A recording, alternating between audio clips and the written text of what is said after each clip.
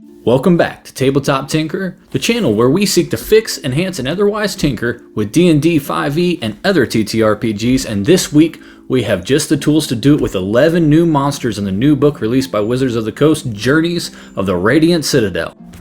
Let's see what we have to work with. Winglings are playful and mischievous. They defend mountain heights and alpine vales against trespassers. A wingling rarely engages a threat directly, preferring to deter intruders by harassing them with thefts and pranks. Many travelers return from lands protected by winglings with stories of vanishing equipment and curious eyes staring from the shadows. Winglings typically live on the mountains they protect, but they often venture into nearby settlements lured by high-spirited music and sweet foods. Away from their open, wild homes, winglings cause all manner of mysterious accidents. The Winling is the first on our list, so the introductory creature, and also, I'd say a very good introductory creature for an intro level for your adventuring party. It is a flying squirrel-inspired fae creature that is more focused on being sneaky and challenging and otherwise in direct combat with a CR of only 1/2. However, it could still be a fun encounter as an intro to an area or during travel, or even as a random encounter in an urban environment. I would imagine it doing something along the lines of pickpocketing the adventures of an important or sentimental item with its high sleight of hand and stealth modifiers, as well as an action to go completely invisible and a very, very wonderful reaction where it can disengage and move if it's ever missed by an attack. It may not seem like a lot at first, but it is sure, if used correctly, to give your players a headache of a challenge. A grasping mass of humanoid limbs, a soul shaker is an obsessive claimer of corpses and collector of body parts. These nightmarish creatures arise from ghoulish collections of severed limbs exposed to necrotic energies, or when numerous crawling claws form a cooperative relationship. Most of a soul shaker's victims have their vitality drained and their flesh pulverized by its many arms. However, should a soul shaker encounter someone with an impressionable mind, the creature attempts to charm the individual, using them as a lure to tempt others into its hunting grounds. If defeated, a soul shaker disperses into several skittering animate limbs. The terror can only be truly vanquished by destroying these disembodied appendages. Our second creature on this list today is another deceiver, but this one in a much more sinister way than the Winling. The Soul Shaker is a CR4 made of 7 or so CR0 crawling claws, just a mass of hands and arms and limbs that come together with a purpose. It may have low intelligence, but it does have some intrinsic abilities that make it mentally terrifying. It has telepathy and can cast Geas, and so can influence an NPC or even a party member to lure the rest of the adventurers in so that it can have a meal. How does it eat, you ask? In ways just as terrifying as its methods of luring the prey in. It will actually enwrap its prey like a boa constrictor and juice its victims as it squeezes the very life force from their body. To make matters worse, if the party is able to defeat this creature, but they don't defeat each individual crawling hands that it explodes into as it's defeated, they crawl away and reform at the place of the being's death, to come back and fight another day, adding a whole nother layer to the terror that this creature can provide for your party over and over again. Appearing as plague-stricken bipedal owls, Talacticolos sow sickness and feed on the suffering of mortals. These fiends spread an affliction that leeches heat and life from the living, dispersing it upon the winds that rattle like a gasp from a frozen body. Sunlight staves off the disease, but those affected rarely survive the dark of night. As Journeys Through the Radiant Citadel gives us another creature, it both cranks up the terror and the CR. The Telecticolo had a CR5, demon, fiend, human-like owl creature that acts as an ambush predator that will hunt you down in the midst of night. It is proficient in both stealth and deception, but it's likely not to need it at first, as it will likely encounter your party as a giant owl in the middle of the woods, or perhaps many of them, as it would be much more proficient as a group. But that's not where it gets sneaky, not where it's at its most dangerous. The ability it has, known as Plague's Wind, will not only poison your party with the condition poison, will not just give them levels of exhaustion if they fail their saving throws, it will also ensure that they cannot heal, allowing for the Telectocodal to come in, infect the party, attack, and retreat to lick its wounds and come back again as the party cannot heal itself. To make matters worse, while Lesser Restoration is usually a great tool to use against things like this, in this instance, with this ability, that spell will not work until the morning light breaks, leaving your party with the fear that that morning may not come. An Aram Varax is an 8-legged badger-like hunter. These aggressive omnivores attack any prey that they think they can best, ambushing even creatures double their size. They supplement their diets with metal, whether it's worked or ore, and they have a particular taste for gold. This diet lends a Varax fur its golden sheen. Alone or in small groups, Varaxes dig deep in search of precious metals. Such exploration often leads them into conflict with subterranean settlements. As defenders of such communities often wear metal armor, Varaxes prioritize attacking armored foes, whether that armor is metal or not. The Varax gives us a 2-for-1 in a set of stat blocks with the base creature as well as a Den Leader upgraded version at CRs 2 and 4, respectively. This creature is a burrowing monster on the prowl for gold and other precious metals. It would probably use a pack strategy of grappling claws while its packmates, in a sort of golden pop goes the weasel fashion, come up and out of the ground to try to grab that money and run off with it to escape. The Den Leader will be the most dangerous of the set, with a Frenzy ability as well as being able to heal as an action every turn. However, it will probably only resort to that as it runs away, as it's not a lot, only being a D8 with a small modifier to give it a little boost. While this creature might not be altogether super dangerous or interesting in its abilities by itself, it will create a more interesting story to present to your players and task at hand as it tries to make off with their valuables. It will open the door to having more to do than just kill the monster. Lexolotls are gigantic salamander-like creatures that slumber deep in the magma of dormant volcanoes. The Lexolotl drowses amid the molten depths for centuries, rising only rarely to gorge itself on massive amounts of animal and plant life before returning to its slumber. Should the Lexolotl's sleep be disturbed, whether by intruders in its volcanic lair or the eruption of its molten home, the lava-drenched brute emerges in a rage, rampaging forth until its belly is full and its volcano is quiet once more. Despite a Lexolotl's destructive prowess, the land around its volcano is often naturally abundant. It's common for those who live nearby to honor the Lexolotl as a protector of the land, as the ash it creates rejuvenates the soil and encourages life to flourish. The Lexolotl moves us into our bigger creatures both in the stat block as well as the size that they will take up on the map, with a huge CR10 fire elemental salamander based creature that is ecologically inspired and terrifying, as it uses its fire abilities to wreak havoc on the ground, which will eventually rebirth and be rejuvenated after this destruction. Unfortunately, if your players meet this creature, they may not be so fortunate, for if they get burned by this creature, they are not likely to come back without the right spells and tools, though at this CR, they may have those available to them.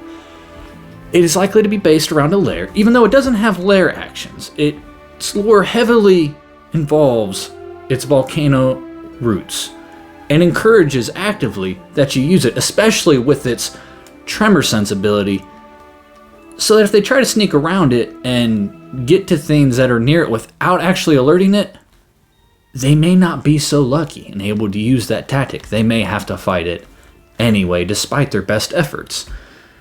The thing itself is made of lava, the thing that it surrounds itself with. It has a fire aura as to be expected, so if you are near this thing, you're going to get burned. And you can sort of hint at that to your players with its illumination trait, saying that it gives off its own glow, insinuating it is in fact made of solid fire. It further encapsulates this idea because though your players may hurt it, it also has a regeneration ability as it brings itself back together after it's cleaved apart by your players' weapons. To make matters worse, as hard as it is to kill, it can easily kill off other things around it with the Pyroclasm ability that recharges on a roll of a 5 or 6 on a 6-sided die, meaning it will be available 33% of the time during the combat, meaning it will likely go off multiple rounds in a row. If it goes off, or rather when it goes off, every time it will deal a devastating 12d6 bludgeoning and fire damage combined, or half on a dex save, to everybody in a 30-foot radius. This thing is truly devastating. More than mere waterway guardians, Riverines are embodiments of particular rivers. These spirits of nature take shape to defend their waters and interact with those who travel along their currents. From the waist up, Riverines have the skin color of the waters that they protect, but otherwise are human-like in appearance. From the waist down, they can manifest either human-like legs or churning gouts of water. A Riverine's personality reflects the nature of the river it arises from. Some are lethargic, while others are wild and reckless. Moving on up the challenge rating hierarchy to now a CR12 Fey creature, the Riverine, gives us our most tactically challenging monster so far from Journeys into the Radiant Citadel. It is a guardian of water that will take after the area that it guards, so if the waters are more rapid, it will be less tenable and much more violent. It has a Flood Strike ability that will go off twice a round if you choose to use that, to deal 24 damage on average per time that it hits. It also has a bonus action teleport that it can also do at the end of a player's turn up to 3 times every single round, and if it uses this action as a legendary action, it will also do area of effect damage, meaning that it can teleport up to 120 feet every single round on top of its already impressive movement speed upon the water. Alternatively, if it needs and or wants to, it can use 3 legendary actions to knock almost, or if not the entire party prone, making it even harder to catch up to this thing as it swoops and attacks and retreats back. Movement and position when encountering this creature are going to be very important, and it will likely take everything your party has to be able to catch and defeat this thing. In my opinion, it may be best to just not anger this thing in the first place and leave well enough alone. Worshipped as draconic avatars of storm and tide, Bakunawa soar over the archipelagos they call home. Iridescent scales crackling with lightning cover a Bakunawa's fearsome serpentine body, and the sharp movements of its mighty wings echo with thunderous winds. Known for their mercilessness in battle, Bakunawa swallow whole any who challenge them. If your party encounters this creature known as the Bakunawa, it will likely set about immediately trying to swallow not just 1, but 2 of the party members. Its signature ability, being able to swallow 2 creatures and dealing 3d6 lightning damage to them every single round, or 66 if it's able to actually grab and hold down 2 of your party members. This is about the extent of the interest in this party, although the CR stays at a level 12 and it is the only draconic entry in this entire book. I otherwise find it rather lackluster. The swallowing mechanic does present a unique challenge, and it is interesting, but in my experience at this particular level where you would expect to encounter this creature, the people that are going to be swallowed up by the Bakunawa are likely going to be able to dish out this 30 points of damage in a single round very easily on their own. I don't see that being a problem, and taking on a full party, this creature is going to be much easier to take on. I think in a rare case, this would actually be much more dangerous at a lower CR level, where it is going to be more likely to encounter lower level adventurers. A Pari is an angelic harbinger gifted with foresight. A visit from a Pari is often a prophetic warning or a portent of an event yet to come. Pari have pastel blue skin, wear robes and armor, and have 2 sets of wings with vivid red feathers sprouting from their back. And while D&D is fraught with dragons, as the name would imply, it actually has a very few amount of angels and celestial creatures at its disposal. Thanks to Journeys into the Radiant Citadel, we have a new one at a CR 13 known as the Pari. It is an angel of prophecy that comes in as a tank with magic resistance, half of its saves of intelligence, wisdom, and charisma being a +10 or higher, and having no stat below a level 20. When it shows up, it will be delivering a doomsday prophecy in the form of its disorienting futures ability. where it will bestow an image of bad things to come and dealing psychic damage to really hammer home that this is to be taken seriously. I believe that its stat block insinuates that we are meant to deliver this to the party to send a message and have it survive so it is not defeated by the party. Although intimidating, this isn't the real threat. As its names and abilities imply, it's only here to deliver a message. Something much worse is coming. Rising from the sorrowful dead, haints are spirits that change their shape into tragic imitation of what they once were. A haint can shift from its spectral form to appear as the corporeal humanoid it was in life, passing as a living creature. These spirits might mistakenly view innocents as those who killed them, or entreat mortals to exact revenge on their behalf. Getting into the stat block of this creature, the haint weighs in at a CR7, undead creature. It is both high in deception and stealth, and has a lot familiar with an old owl friend that we talked about earlier in the video. However, instead of disease and sickness, this creature will use grief to its own delusionment as well as to its advantage. It is likely to mistake the party for someone who took its own life in the past, or maybe someone that the party cares about, and sets its sights on them to hunt them down. It can incapacitate with an ability known as Shared Sorrow, where it reveals the nature of its death to somebody else. And you can use this to your advantage to create a story around this creature to where it's not only the creature itself that the party has to worry about, but potentially other people in a village and town that are its followers that now think that the party are murderers. Use this to create a sort of dynamic where the party has to choose. Of course, they're going to have to defend themselves. The haint will probably have to be removed. Then what do you do about the others that it is convinced you took its life in the past? How do they stop them from murdering themselves and still remain the heroes and not fall into the realm of murder hobos? I promise you, if you use a creature like this correctly with the tools that are available in its stat block, at first it could seem like it's a pushover, but it ain't. Whistlers are inscrutable stalkers hailing from airy screeching reaches of the far realm. They are difficult to see as they are not tethered to one point in space, blurring in a state of perpetual physical uncertainty. A dead whistler appears as a gray, featureless human-like biped with long limbs and thin fingers. Those stalked by a whistler can't shut out its soundless 7-note tune, an otherworldly melody that invades and scourges the mind. Few creatures that encounter a whistler escape, and those that do are forever haunted by the stalker's frightful tune. Capping off an otherwise interesting book full of interesting creatures that I'm sure will lead to very interesting adventures, the Whistler splits the difference between lower and higher level parties with a CR9 aberration that really leans into a horror element with its abilities and its stat block and its appropriately leveled challenge rating. It starts off with a blurry form, which will be the first thing the characters notice as it becomes very hard to hit this ghastly, almost cloud and fog-like creature, giving a disadvantage every time they try to land a blow on this creature. It also has telepathy to 120 feet and 60 feet of blind sight, meaning it can see the creatures that are trying to hide from it, or rather, the characters that are trying to hide from it. Use this to your advantage to really ratchet up the tension, the mystery, and subvert the expectations that the players have as they slowly realize this creature may have more going on and be more dangerous than they initially anticipated, as they experienced with other creatures before it.